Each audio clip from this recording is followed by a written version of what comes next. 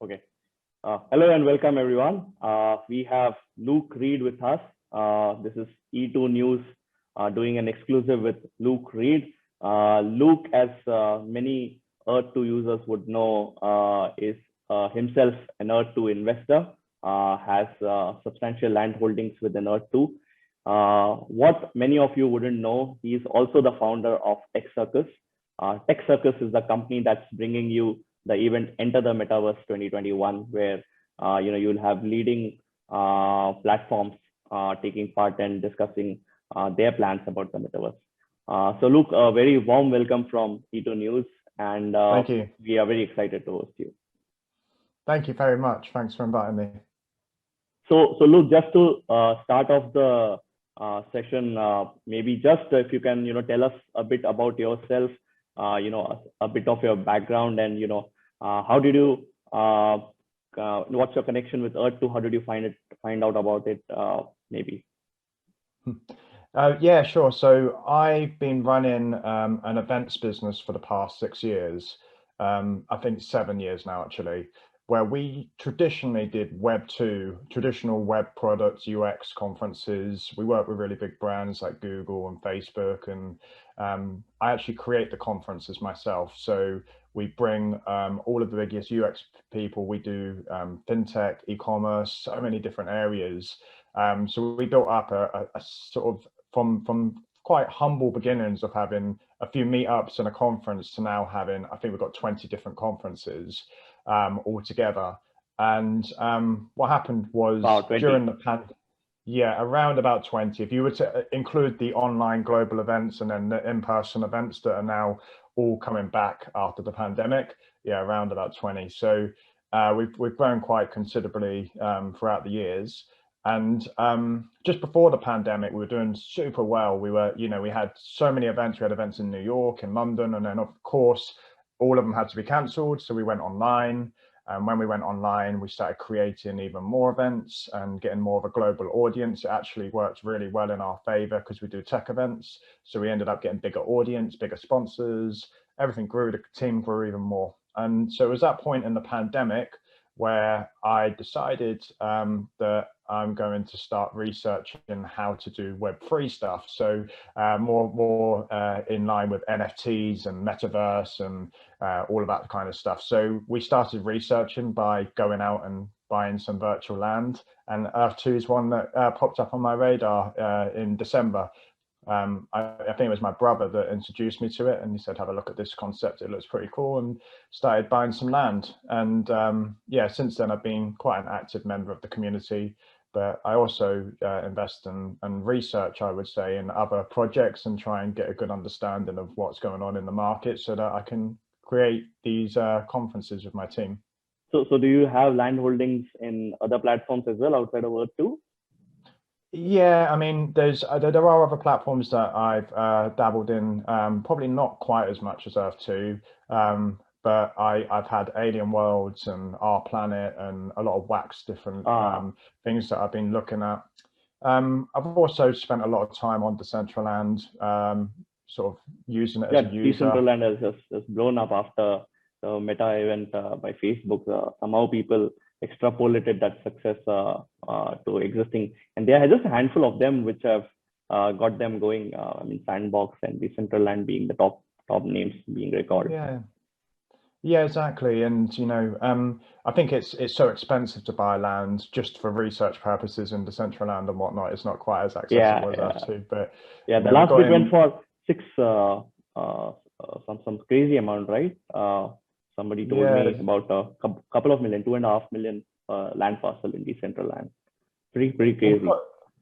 We've got really good connections with Decentraland, and they've offered us actually to stream all of our events through their platform in their university and in their conference center. So we get on really well with those people. And we have very close connections, to be honest, with every metaverse, with Sandbox and Sebastian. We speak to him very regularly, who's the CEO and the founder. We have connections pretty much to every metaverse. Awesome. So tell me, what is Enter the Metaverse 2021? What's it about? How did you what triggered the idea, and how did you go about it? So yeah, as we said, we've got a team that we're building at Tech Circus at the moment, and it's been happening for the last 12 months or so, where we run different events in the Web3 format, but we call the community, or we're going to call it Unchained, because there is some centralized metaverses. It's not just all, blockchain and Web3, I guess. So we did the Global NFT Summit, which was a huge success. We had like 4,000 people, I think, sign up for that and attend.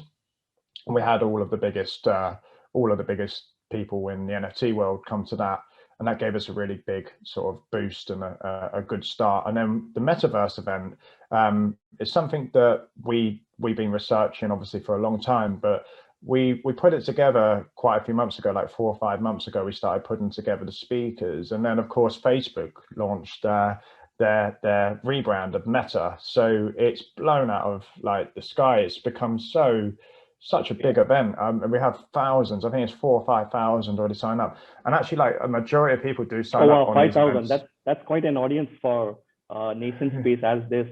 It's really a handful. It is, and and the thing is that the days before the event, so we've still got like what, 2 days or something. People buy a majority of the tickets before. Absolutely. The previous 24 hours before the event, you see most of the sales happening, most of the people, hearing as the event draws closer. So I'm sure this 5K number would be substantially higher by the time we get into the event, and maybe more so on the second day as the event starts. It's blowing up. I mean, in my inbox, I see every minute another ticket coming in, all day, all night, every day at the moment. So the last week or so, it's been incredibly busy. Thousands of people are signing up per day. So I expect it to be a very big conference with a lot of people attending, but the speaker lineup's exceptional. We've got links with everybody because we've been doing this for 7 years, as I said. So we know everybody at Facebook, Google, the biggest companies, and we've easily kind of used those connections to get in with people within the Web3 world who are really keen also to meet some of our more traditional audience, the Microsofts and the Googles and stuff, who we also invite to these events. So we're kind of like bridging the gap between mainstream tech and everything that's going on in the decentralized world.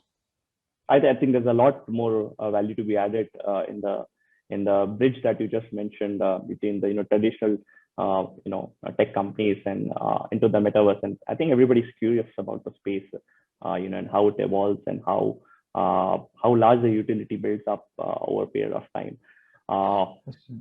Coming to the curious question that everybody's been asking, and I think you have confirmed it. Shane is attending, right? I mean, we've seen the updated slot. I think he's speaking.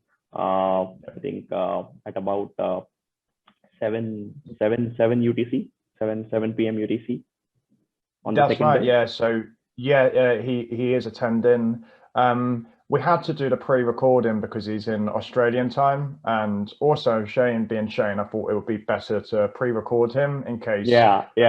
Super busy with these announcements, maybe something happens and then he's unable to attend. So we got the pre-recording done, which was really good, and then we're going to play it as a live stream almost of that pre-recording. Fair enough, because I think these are a couple of big days for us too, as since you're an investor, you would know that there are some big announcements lined up.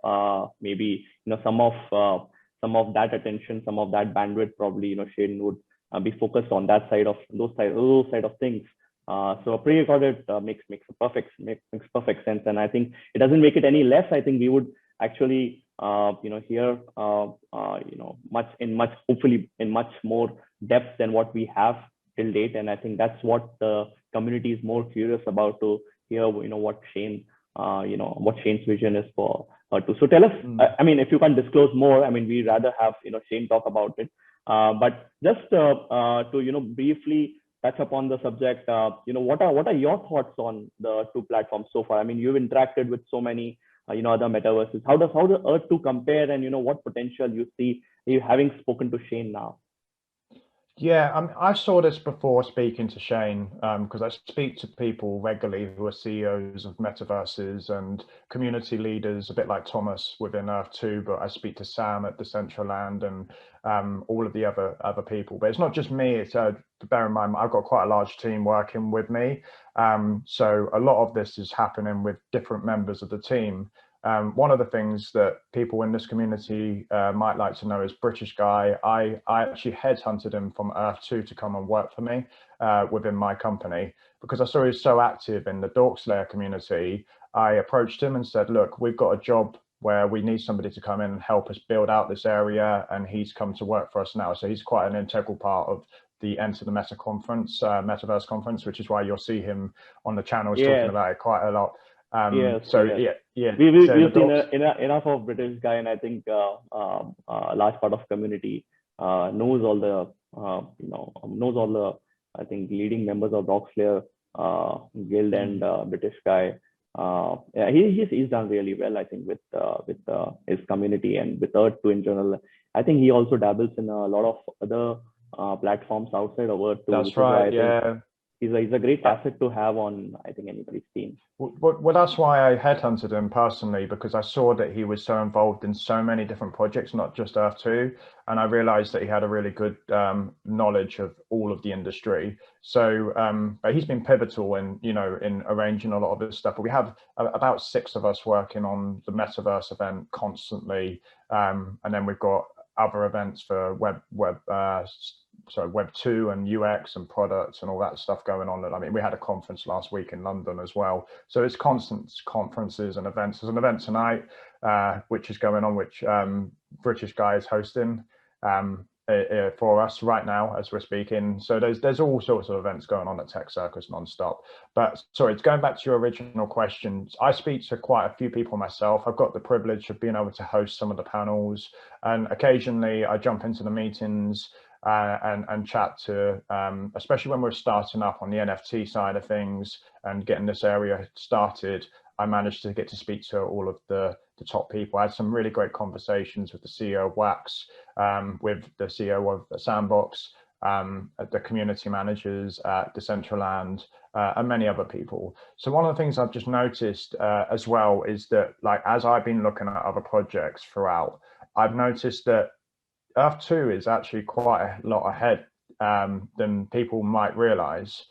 And I think, and from a gaming perspective, no, it's still miles behind, in terms of, if you look at the top games at the moment. But if you look at just NFT games, they're really in their infancy. And what I've realized speaking to people is this is a real starting testing ground for most companies. So when I speak to most CEOs of these companies, they genuinely don't really know what they're doing at this stage. And this is something that people seem to think that all the other projects are so, they have so much expertise. Yeah, so sorted, or they really know what they're doing. But I think you made a very important point. I think we'll discover a lot as we go along. I think it's like, an entire new paradigm for internet is being set here, and it's very hard to, set a, cast in stone direction rather than, evolve and adapt. I think that's where successful and the not so successful platforms will differentiate themselves in the ability to adapt and in the ability to bring those things in and execute essentially on the fly.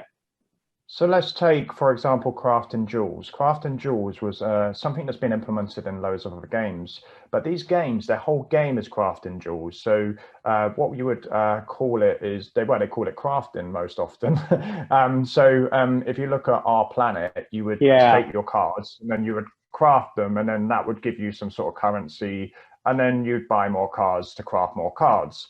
And then the more cards you get, the more passive income you get. It's very similar to jewels in the fact that you craft jewels and then you get more, you plug them in and then you get more essence. Now, people were spending millions and millions and millions on this game. It was in cryptocurrency, so it's slightly different from what they're doing at this current time in Earth 2. But what I found was that, just the jewels aspect of it, and it's such a small part of what Earth 2 probably will become, is already bigger than some of the other projects out there, and they have a lot of people playing these games. Alien Worlds, who are one of our partners, they're fantastic. Another fantastic metaverse. They have 21 million players. 21 million. 21 million. Yeah, that's a lot. That's the entire population of Mumbai, where I stay. Yeah, exactly. And their basic concept is that you get a card with a tool on it. So you get a shovel, or you get something that you can mine with, and you have to buy those cards. Some of them come for free if the very lower end, but then you buy a land card, which now I believe are $14,000, and then people can come and mine with those tools on your land, and the people that mine get a bit of cryptocurrency, and the people that own the land get a bit of cryptocurrency. So it's like a DeFi system. Now, if you just look at Earth 2 and where it is currently, that is pretty much where it's going. You can see that we're going to have land, it mines essence, it's all there. The only thing is you can't exchange that essence out at the moment for the some marketplace doesn't exist, but that's the vision. I mean, they'll have it sooner rather later, and of course there's a lot I think to come.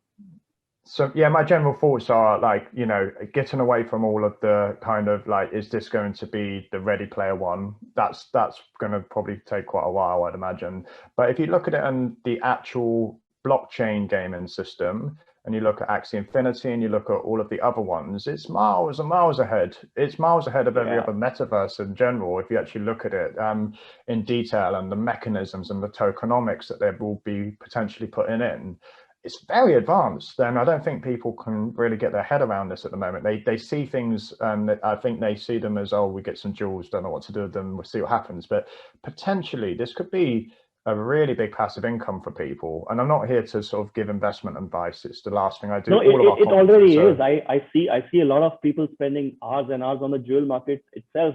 Arbitrage is a big play right now in the jewel market. I myself have tested some of it, and I think it's pretty decent profits for somebody who's on the jewel market spending some hours. You can easily make 20, 30 or $40 a day, depending on how much time you give. I think a lot of people I've spoken to are doing that, and I think there's a lot of play around jewels. I think jewels have also become very loosely connected to sort of all the assets within the game right now. With land, as well as say essence. So everything is pretty much loosely connected. I mean, the jewel prices go up, people buy more land to get more jewels to sell, or to craft more and then sell more.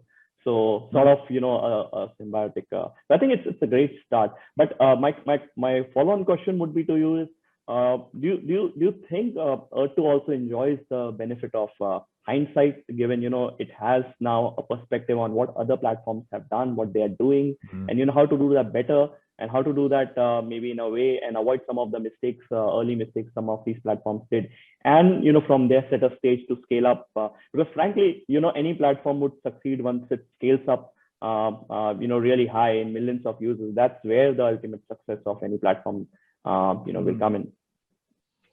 Yeah, I mean, it's an interesting one. I think that from what I've seen in the conversations with Shane, and including in the interview, no spoilers. I'll give a few spoilers today, because of all I can say is that he's much smarter than people may recognize. There was a point in the chat when I was talking to somebody and they said something about Decentraland being the finished product straight away. And he came in and he outlined every date of everything that happened in Decentraland. He knows everything about every other metaverse. He understands all of this stuff, which most of the community don't currently quite grasp. That's a very, very encouraging point to do, your homework. And that's where the power of hindsight and perspective, I think, would come to build something better. He's so well researched. He knows everything about the scholarship with Axie Infinity. He does know his stuff, and I was a bit worried at first as well. I thought, does he actually really understand this area of blockchain gaming? And he does. One of the things that came really apparent, and in the interview, and I'm not going to give away the key points, but there was some. Sure. I was the first person ever to interview Shane, and I did it. Yeah, you are. I mean, we've been trying, tooth and nail, E2.News to get some FaceTime with Shane, but we haven't got. I mean, he's extremely busy. I mean, not that he wouldn't talk to us or anything, but he's so busy. Just he really finds time. I've had very brief interaction with him, but otherwise, and kudos to you in chasing him down and getting him to talk and give you that handful of piece of information, whatever we're gonna hear maybe on the event. Yeah. But yeah, sorry, you were saying on what you want. Of course, you don't have to go in details. Yeah. So the one thing that I noticed when I was interviewing Shane is he's an avid gamer. I'm personally more of a civilization strategy type person myself. He is really into gaming. He went through his whole history of gaming. and he considers himself as a gamer.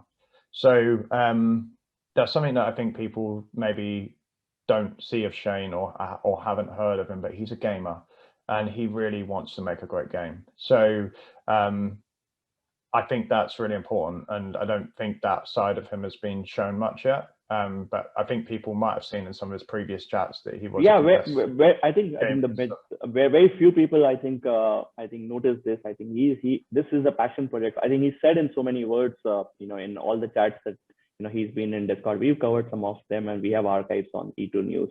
But I mean, he keeps saying that this is a passion project for him, and somewhere he wants to see this succeed personally at a personal level. And I think that sort of involvement, that sort of passion is something which is needed for a nascent industry or a nascent platform, like Earth2. And of course, we don't know where this goes. Nobody knows where this goes.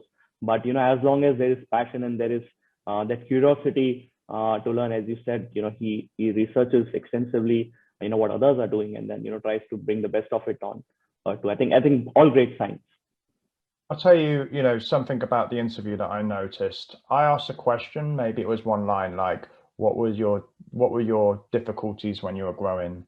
And Shane would speak for like 4 or 5 minutes in so much detail and so much intricacy about every part of that thing. He was completely open, saying literally everything, which is not, again, something I didn't ever see before. I was quite surprised.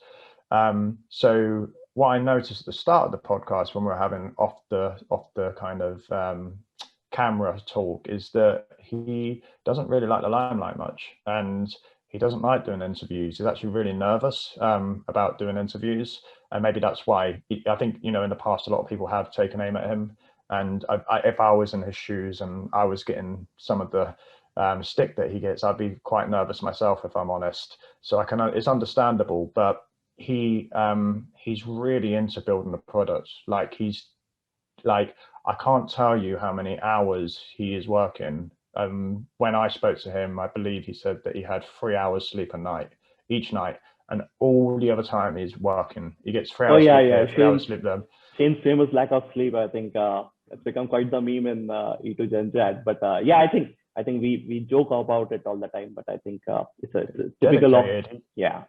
He's so dedicated and hardcore dedicated to the product. And I guess the thing that I've noticed, comparing him to other people in the industry, is that he really wants to build the product, not just do the hype.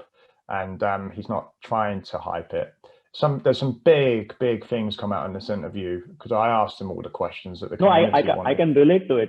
Some of the projects that I didn't want to hype them up before, I was ready, to take it to the consumer, or I was ready, to take it to the broader base. I think the first set of consumers which will come in organic, they will anyway come, and they'll see the product, they'll make their own opinions. Some will leave, some will stay, some will see the vision, some will align with the vision, some will just abandon midway and then look at something else. Some will have low patience. So I think I'm completely aligned, and I concur with you in what he's doing, and maybe his reluctance to take it to mainstream before he was ready. I think it's getting there. I think we're getting to a point where he feels that this is now ready to talk outside. I think he was seeking a lot of external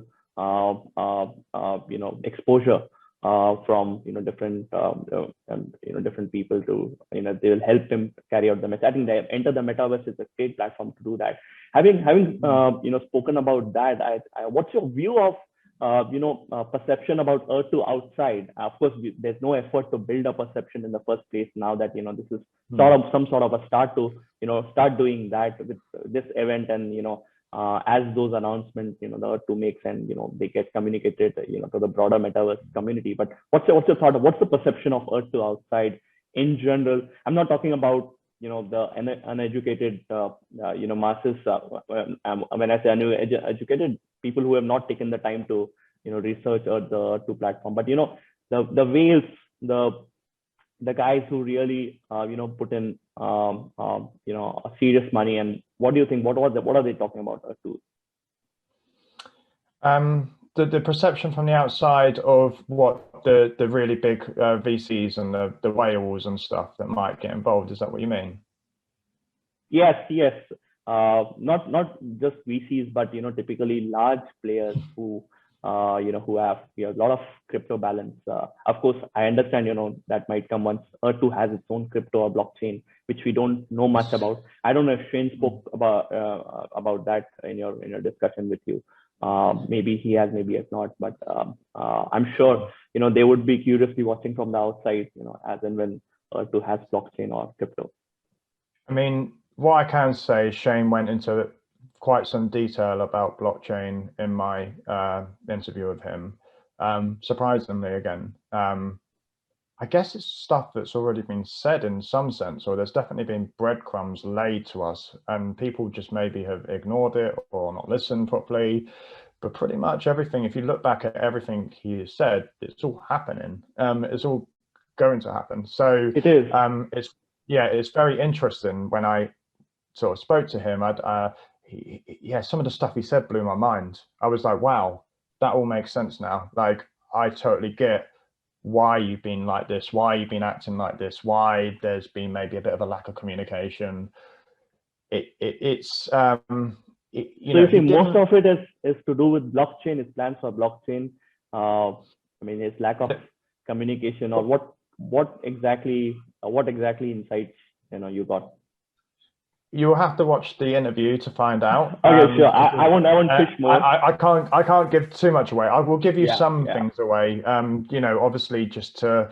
I hate being the person that holds it and holds this information, but at the same time, it's all stuff that's probably been said before at some level. It's just piecing it all together, and then when you hear Shane talking about it in depth and how it all fits together, it all makes sense a lot more. But I think that what was apparent, there was a really big thing about blockchain that he spoke about during the talk, which I thought, wow, that's really smart that they've been doing that, and the way that they've been doing it and the way that they're thinking about doing it. I thought that was smart. There is just for full disclosure, there's no, like, he didn't say to me, look, we're having a cryptocurrency launch next week or anything like that. He of course was very careful with his words. I haven't got any advantage on an ICO or something that might be coming, which I hope does happen, by the way. But he definitely alluded to things again that he's been saying over and over again, but these things were a bit more in detail this time, a lot more kind of a lot more to it than what I've heard before, a lot more depth, and some of those things. You're getting us excited. I think I can already imagine a lot of people after seeing this interview with you, I think would want to hear that from Shane's from the horse's mouth as soon as. Put it like this: a lot of things that he was saying. By the time you do your event, these things will happen, or will be happening, or may have happened, or are you saying those announcements are coming in, which will have some of this into? I think there's going to be a lot of change in the next up until Christmas, and I know one of the things that's going to happen. What he was alluding to during this event was really big. Was really big. It's bigger than I thought it was, actually. So if you're saying it's bigger than you thought, I'm sure that would be really big. Yeah, I mean, I can't give too much away because I don't want to ruin the interview. But there's certainly 3 big announcements coming, I believe, and he gave me a brief overview of what they generally could be about, not what they are, he was telling me the backstory of how some of these things came about, and what they've been planning, what they've been thinking. So it's interesting. I'm not trying to just create a load of hype. Actually, one thing I would just sort of note is that Shane doesn't really want to create hype, and that's one of the common themes of the podcast. I mean, a lot of that is us, and the anticipation. I think it's. Let me put it that way. I mean, you go on a date, and you say you'll arrive by a certain time. Probably, okay, the girl told you, she'll arrive at a certain time. You get there 10 minutes before. Those are probably the longest 10 minutes. I mean, in anticipation, it's a bad analogy, but it's something to that. I think a lot of times, the community, latches on to, the first piece of information that he shares, but sometimes there is a lack of follow on, and in the time frame that the community expects, maybe. It may well be within, in the entire scheme of things that Shane wants to follow, but sometimes I think it comes a little different than what, an average user probably might expect. Yeah, I mean, I don't think anybody should be expecting anything too much. I think we need to be realistic and grounded about these things. I guess it's just the way things flow, and we'll see how it all goes. But I think what was more interesting about the podcast was the thinking behind what's happened in the past, the difficulties they had when they were growing, and now where they're at the moment, which they've made clear to everybody. It's no secret. They've got big announcements coming up. They're ready to start now, doing things again. They're no longer putting mechanisms in to stop growth. So that's my little hint about the talk. They're no longer putting mechanisms in to stop growth.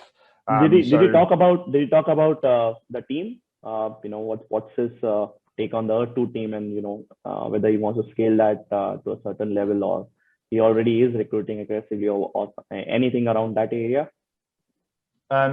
Talked about recruiting and a few bits, but yeah, he didn't mention too much about the team, on camera. When I spoke to him off camera, we were just talking about how sometimes negative impact affects the team and stuff like that, some of the negative comments, and it doesn't affect so much him as the leader, but I think that some of the team members do get quite disheartened by some of the comments that are put about at times. So I just, it's one of those things which I find quite sad, that the way the community does, unfortunately, get very impatient. Yeah. I kind of understand it, but you know what? Actually, what the weirdest thing is when you actually speak to someone, you realize they're a human.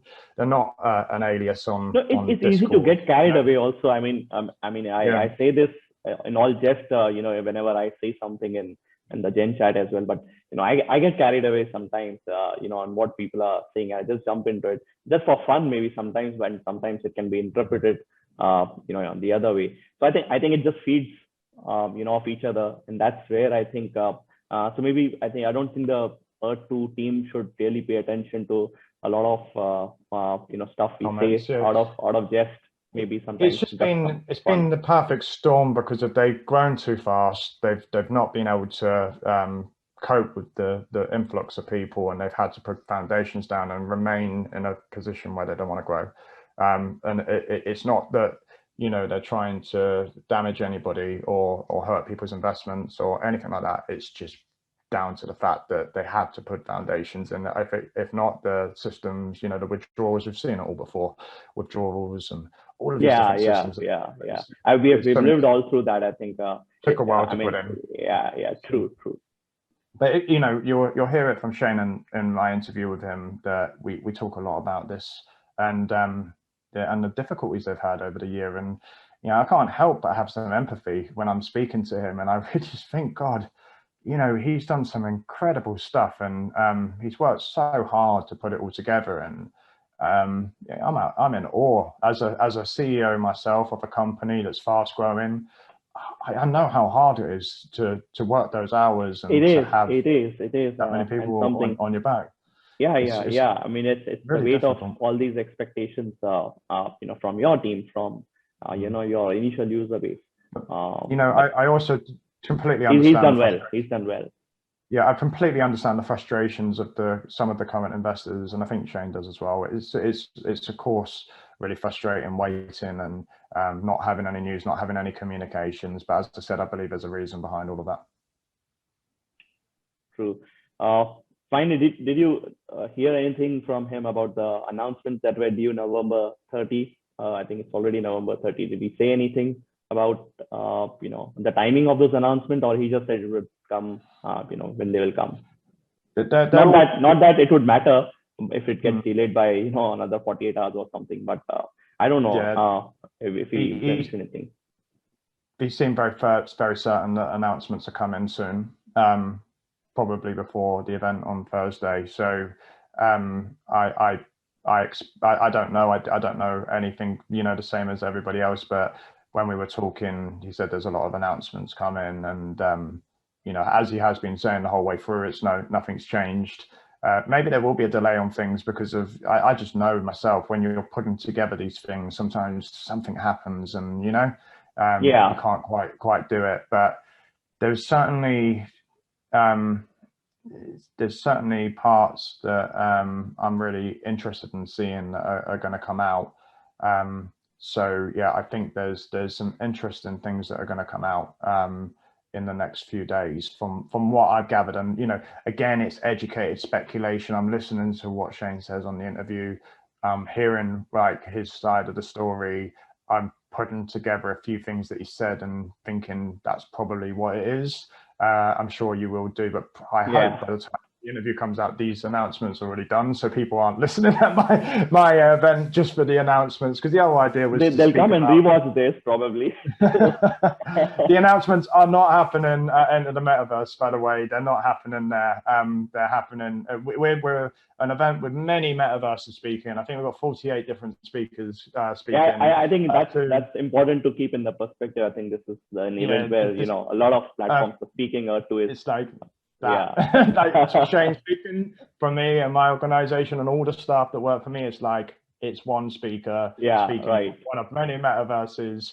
But I'm interested in speaking to him due to the fact that I find Earth 2 incredibly interesting. I was really interested in hearing about the growth of Earth 2 and how they cope with it, and the entrepreneurial journey that he's taken, and a bit about his own background, and then also about his vision, and really understanding that vision. Like understanding, is this a VR thing? Is it a tablet thing? Can you do it through the phone?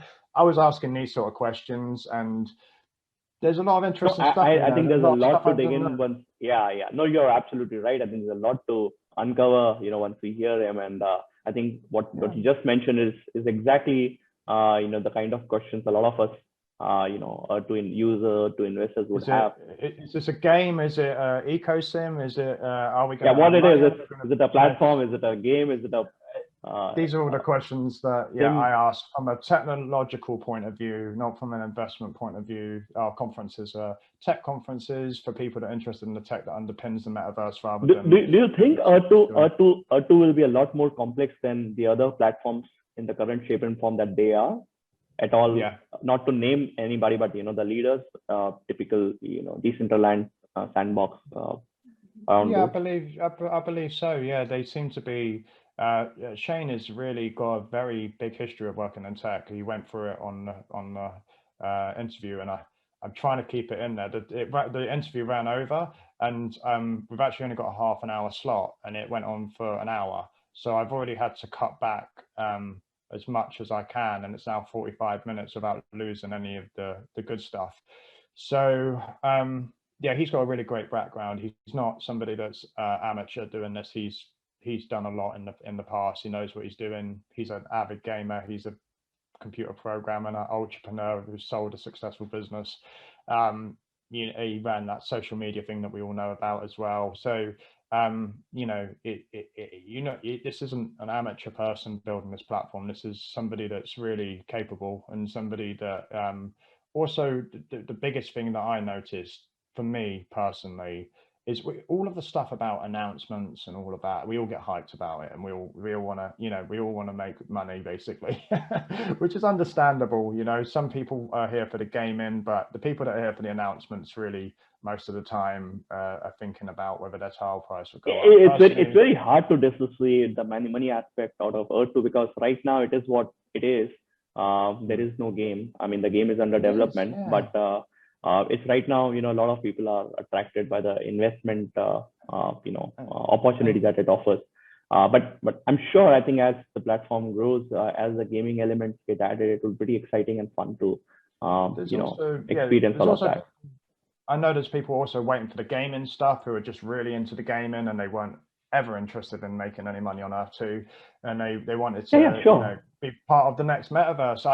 I'm probably one of those people more than anyone. I wanted to you see Roblox, the money aspect is not there. Like if you're a typical Roblox user, apart from if you invest in the crypto or the currency, or you buy off the currency, but they don't have a tradable crypto, but you can buy Robux is what it is, right? So, but I mean, a lot of people go to Roblox just for the experience, just to play around and experience different things. I think they are the largest. I would say at this point in time with over 200 million MAUs or something that they claim.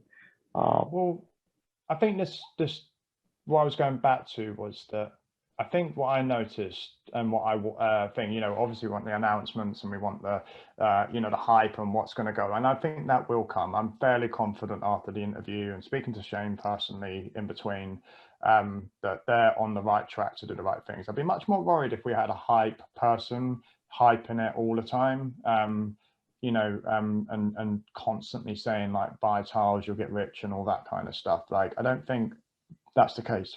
What's your anticipation, after this event, after Shane's, address, and, a lot of people are going to watch this. A lot of whales are going to watch this. A lot of investors, a lot of VCs sitting outside are going to watch this. Do you think they'll learn enough to get more excited and, possibly want to explore too? Our conference has all of the biggest people in the metaverse world watching. That's probably one of the reasons why Shane agreed to speak. The reality is they're already watching Earth 2. They already know them. Everybody I speak to knows about Earth 2. And again, in the interview, Shane will reveal more about that. But he said it before, everybody is after a piece of Earth 2. So I want to buy some Earth 2 shares. I mean, the next best thing is to buy land, but I would be very interested to buy in some Earth 2 shares if it gets listed or if there's a private. I'm sure they will.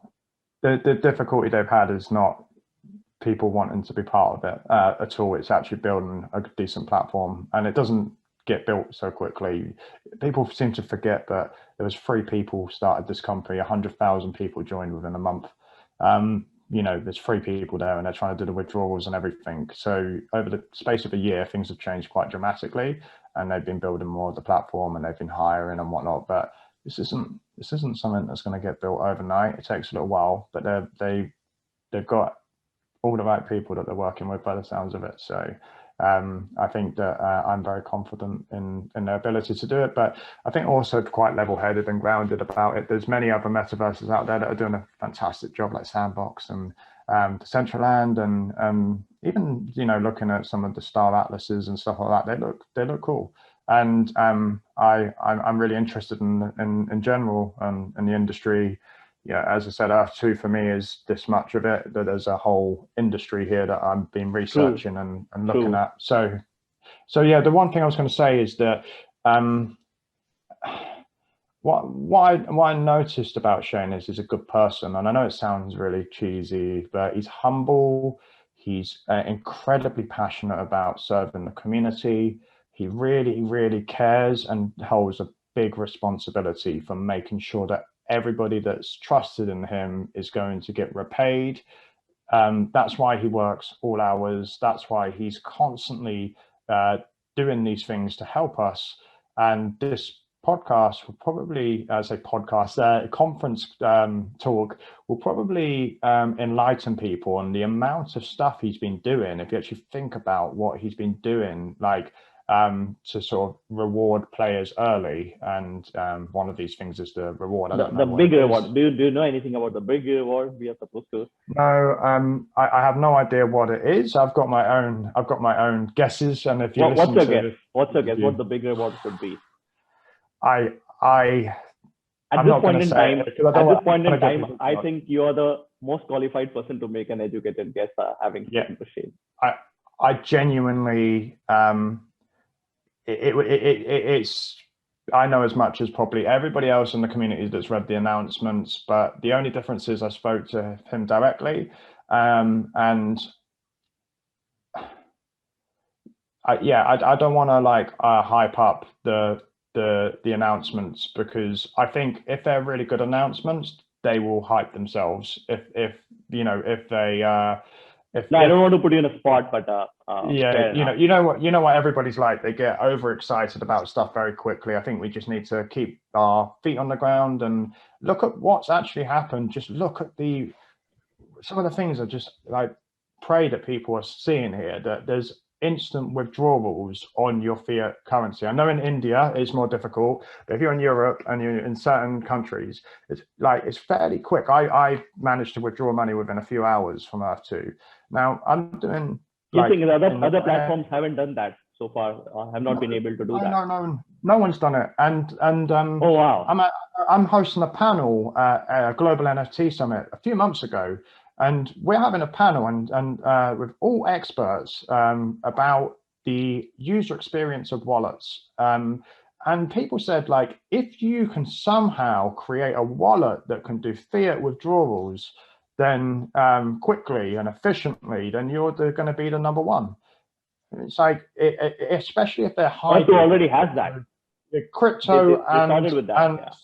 Yeah, if you can get crypto somehow in there with fiat payments and a withdrawal, you've won the race. You're going to get mass adoption because of the experience. The user experience of wallets in general are very difficult. And let's be honest, a lot of people, including myself, probably to a certain degree within the community, probably don't own Sandbox because they don't know how to buy sand. Yeah, they probably don't understand how to buy Decentraland land. It's very difficult. It's incredibly difficult. So Earth2 is so easy to get into, and that's why the community is so large, and that's why so many people signed into it. And that's why they've got a lot more funding probably than a lot of the other projects out there through player-owned tiles. So, you know, I think their user experience is actually pretty damn good. And I ran user experience conferences for the past 6 years. And the key about user experience is simplicity. How easy is it? It's not about how fancy it is. How easy is it to be able to purchase something transitional? Just to keep it very simple for the average user to be able to, onboard him and, get him into a platform state and make it very easy for him to, access. I think fiat, I think, as you said, does that. I think a lot of teams, a lot of projects I'm seeing, want to, I mean, it's an insight now that they have got, but I think Earth2 really thought this through and, had this, and the entire fiat deposit and withdrawal going for them, right from day one. And of course, they were teething troubles, but they got it, I think sorted. By now, it's, I think, sorted for majority of the regions in the world. That's exactly. And I mean, I think the thing to say is Earth2 is not perfect, and we all know that. There's lots of things they could work on, and I can understand why members of the community are frustrated because, it's been a while, but this period, I believe, has been a period where they've been, well, I know from the podcast, where they've been minimizing growth, where they've been stopping communication purposely. They had to. So that's part of the interview, and you'll find that out later. Why I think that's possibly one of the most interesting pieces that we'll find out at the interview. Why they chose to go radio silent at so many occasions, and for sure maybe some good reason. It would be interesting to hear maybe from Shane.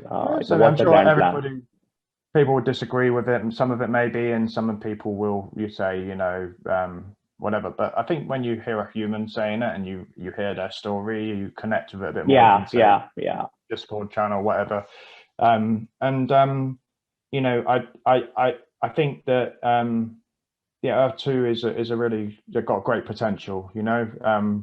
I personally wouldn't gamble my house on it. I think that it's got great potential. No one should. Yeah. I think the entire industry is so nascent. I think if you're looking from an investment perspective, the allocation should be very, very, very small portion of your portfolio. Frankly, I'm just invested 1% of my net worth in Earth2. I mean, not beyond that. Exactly. But I think that's the kind of risk that you are accepting to be an early user, and it's I mean, the way I look at it, it's really buying a call option. It might go to the moon. It's the same with all projects in NFT that I've been covering. True. And Metaverse. So a lot of people go in wanting to be rich and making a lot of money out of these things. It doesn't quite happen like that. People tend to go on to a lot of these things and they don't work out. The majority of them don't work out. The majority of people lose their money on these things. So you've got to really kind of look at it as a kind of bit of fun, a bit of a something that you follow and be part of it, and you play the part of it. And if it is a success, then fantastic. And if it isn't, then you probably put all your eggs in one basket, only looking at Earth 2. There's 100 other projects out there that you should be looking at as well. So Yeah, maybe, true, you know, true. it's just silly for anybody to be, Yeah, this is probably the exotic side of, investments, if it's an investment, if you can call this as an investment. But yeah, I mean, it's extremely high risk. I think everybody who's put in money, I think, and I would assume everybody understands whoever's put in money. And technically, I believe Earth 2 is far already. Just look at the real technical stuff about the withdrawals, the know your customers to stop scammers, and the fact that they can accept fiat payments and then withdraw them. Even the crafting of jewels is like quite advanced if you look at it compared to other projects. You can only really compare it to other blockchain projects. If you compare it to World of Warcraft, no, it's nowhere near that. If any proper game is nowhere near that, then it's not. And the benchmarking has to be what there is right now in the industry versus the traditional gaming side of things. It will take some time, but I do think people really overlook where this industry is right now. It's at infancy. It's like when Facebook and the internet was beginning, and when it was all hyperlinks. Yeah, it took years and years for Decentraland. And I'll tell you one thing that I noticed speaking to other communities, and it's just something to share with everybody. Decentraland, when it started, had no marketplace. People were trading over Discord. They didn't have a marketplace. They didn't have a land. They didn't have, the people bought tiles that do with Earth 2, but it was way, way worse. To be fair, they've been working on it for many, many years, and now they've created a product after quite a few big. Yeah, they've been in the space. What many people don't realize, Decentraland is a 5-year-old platform. So they have learned things sometimes the hard way, but it's been a very, very long journey for them. I mean, Earth 2 is barely a year old. I think Decentraland is 4 years, predates Earth 2 by 4 years. Exactly. So I think that you have to give them a bit of credit that within 1 year they've created hundreds of thousands of users that are interested. They've created a crafting system. They've created a world map which you can go on and buy. Tiles have got a marketplace, even though, to be honest, I don't really use that, and I imagine most people don't, but they do have a marketplace. You can buy things within the system, unlike some of the other metaverses in their initial stages. And it's going to take a while. It's going to take a few years, and they clearly need to work on aspects like communication. I think that's been broadcast quite a few times and stuff, but I think again, they don't. If you listen to the interview, you'll work out that they didn't really want to have growth. They didn't want to bring out any hype. They've been focusing on the more important things at this moment in time. So I believe things will change. These big announcements are going to change everything, and it's going to go in a whole new direction now, I believe. But that's the same as what all the community already knows. I'm telling you, what's already been said on every single tweet and every single announcement is nothing that groundbreaking. I guess the thing about the interview is groundbreaking, the fact that someone's taken the time and sat with Shane and gone into detail about his vision, what he's actually planning to do, what his vision is for the platform, what sort of hardware we're going to be using with it, what the struggles were before, and why they've had to operate in the way that they had to operate. Why did they start with fiat? That's a big question I asked him. And it's a very, very interesting answer. It's a absolutely can't wait. Very, very interesting answer for that one. So there's a lot of really big points about things, but my biggest takeaway is they know what they're doing, for sure. And Shane is a really humble, decent, great person. I was speaking to him for quite some time before and after the interview, and also in emails, and he's a really, really good guy. And he's somebody that I would trust to with my money and my investment in Earth 2, for sure. That's a big endorsement coming from you, especially someone who meets a lot of other platforms. I think it's great coming from you, something like this. I think we need to get behind the Earth 2 team now. It's time. We've had a lot of kind of bickering in the community. It's time to get behind them.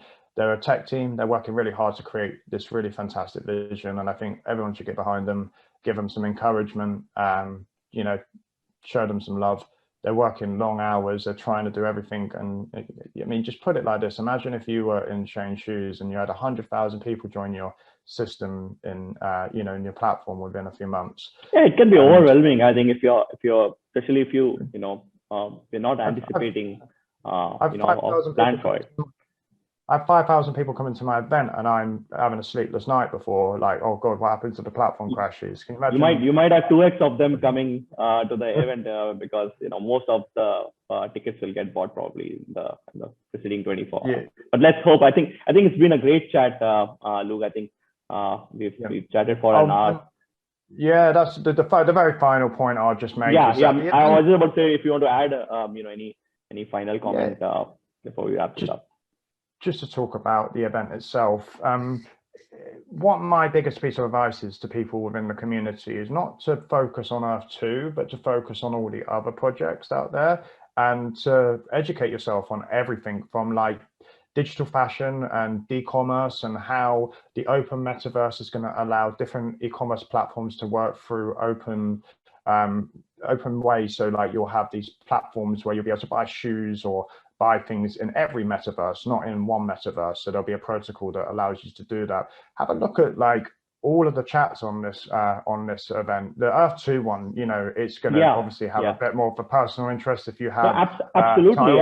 I think this event, I think the big takeaway personally for me, and I'm going to the event, is really, you know, to see what's happening out there, you know, beyond Earth 2. I mean, we're so invested in Earth 2, and you know, we know in and out about Earth 2, but it's easy to, you know, miss the broader headline that you know, this is part of an industry. I think an industry which we should all, you know, go and research and understand, you know, what promise that industry holds and what is the tech at, what other people are doing, and you know, there are so many opportunities out there within this nascent space. I think that's the biggest value add from an event like this from ETM 2021. I'm fairly excited, and I'm sure you know, a lot of users are very, very curious to see you know, what comes out of it. Yeah, it's going to be great. Just have a look at the whole metaverse, and whether it's E2 who becomes the front runner, it becomes a niche thing. There's lots of different metaverses. It's the future. It could be the future. There's a lot of interesting things. There's some people who are also saying it isn't the future, and some people are disagreeing that this is going to be the next big thing. So it's about opening your mind, having a look at what could be the future, how this is going to go, and where it's all going. And I think it was Travis Scott playing his gig in Fortnite that started making me think about the metaverse, and that's when we started planning events and looking around this. We did an event on that, and it started to make me really think about the metaverse and looking at other things. Obviously, I've been on Decentraland before and all of that stuff, but the Travis Scott thing was a really, really big groundbreaking thing. So yeah, please, do come along, have a look at all of the things, keep an open mind to everything. And yeah, I think that I'm really looking forward to the next few weeks with the announcements on Earth 2, but also there's announcements going on all over the metaverse at the moment. It's a pretty big week. I think if you are into Earth 2, it's a pretty big week. I mean, these announcements are there. There's ETM. There's so much info, you know, which is to be digested, and at the same time, you know, at the end of the day, I think you gotta decide for yourself and, you know, make sense of this, you know, exciting new paradigm of you know, metaverse, and you know, how hopefully it will you know, change our lives, change the way we access you know, internet, we access our experiences online, we you know, to the extent we you know, make a lot of you know, purchases online. It might all change. You know, it can become very experiential fairly soon now. So I'm pretty excited. I'm coming to the event. I would urge all you know, all the metaverse community, including Earth 2 users, to go and see for themselves, you know, what's happening, just out of curiosity. Even if it's just out of curiosity, I'm sure they'll come out learning a lot more. Not just as an average Earth 2 user, but you know, as an industry participant, I'm very excited. I recommend this event to you know, a lot of colleagues at at my work. We are doing our own you know, exploratory studies on metaverse, and you know, things move pretty slowly in large companies, but I think you've got the attention of a lot of people, more than what you might realize, Luke. It's really this event is really looks very promising in what information we can learn. I asked Shane at the start of the talk, I said, this is the first interview I've done. He says it's a world exclusive. So it is a world exclusive. It's the first time anyone's been able to ask any questions to Shane. I guess just because he's been so quiet for a year and there's been so much speculation, that's why this is quite a big deal. But yeah, it'll be interesting to see, and it certainly taught me a lot, and I hope that you learn a lot from it. And one last thing I will say is that we will put this on YouTube afterwards. We're not trying to like hold the content so that only paid people see it, although we do run events company, so we're well within our rights to do that. But what I would do is make sure we put it on YouTube afterwards. But if you want to see it first, first off and get the first part of the interview I would say that it's a really good investment to like broaden your perspective on the rest of the metaverses and to validate what Earth 2 is doing against other projects if you are into Earth 2, but also maybe to explore other projects, because there's open metaverse, and the metaverse is a huge area. It's not just Earth 2. Earth 2 is one small, tiny component of it. I believe in the future there'll be many metaverses with everybody transitioning and using different avatars and different protocols that will allow an open metaverse where everybody can go into different metaverses and use different assets. So it's really going to be very interesting to find out a bit more about. Looking forward to it, and I hope to see a lot of us there. Thanks, Luke. It's been a great chat, great insights, or I should say, preview of your chat with Shane, and not just that, but the entire exciting things around ETM 2021, and what we can potentially learn from it. I think it's gonna be a great event, and I would highly recommend it to a lot of people who are watching this, as well as a lot of my other colleagues and friends who are very curious about the industry in general, about what's happening in Metaverse. So thanks for your time. Thanks for this exclusive with E2.News, and hopefully we all come out wiser after this event. Thank you. Brilliant. Thanks so much, Thanks for having us, man.